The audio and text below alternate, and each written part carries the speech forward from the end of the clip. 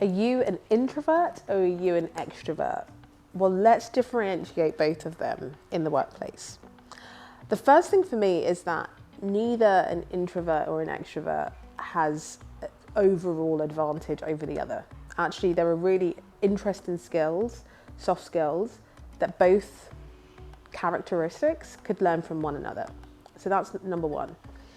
And if you think about introverts, people who, again, tend to stay more under the radar, actually there are things that you can learn from extroverts. So for example, learning to perfect small talk.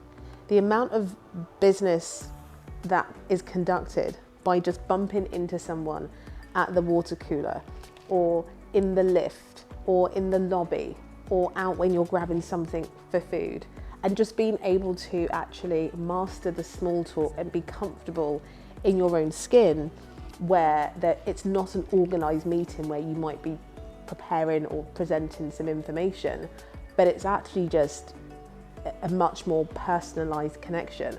I found in my career, at least, I've found out about opportunities by just bumping into people, or coming across people that I hadn't seen for many months or even many weeks or whatever it is, and just having interesting discussions around how we could actually work together. So being able to perfect the small talk is really, really important. The other thing I think an introvert could learn from an extrovert is being comfortable to get uncomfortable, right? Getting out of your comfort zone. That is something really, really important to learn. And I think on the other side, for an extrovert, there's a lot of things that extroverts could learn from introverts. One of which is to listen more.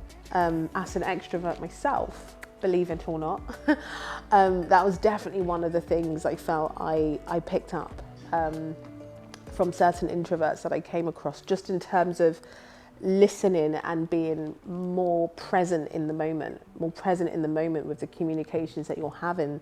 And I think secondly, deepening the conversations. That's another thing that extroverts can learn, because sometimes maybe there's a tendency for the extrovert to be self-focused, not necessarily in a bad way, but actually making sure that you're present in a communication and you are deepening the communication. And really, for me, the communication works at its best when both people are listening to understand one another, as opposed to listening to be understood. And that's probably something that we would see more so with extroverts, that they want to have their conversation, listen and be in communication, but more so have their points of view understood than to understand necessarily what the other person might be saying.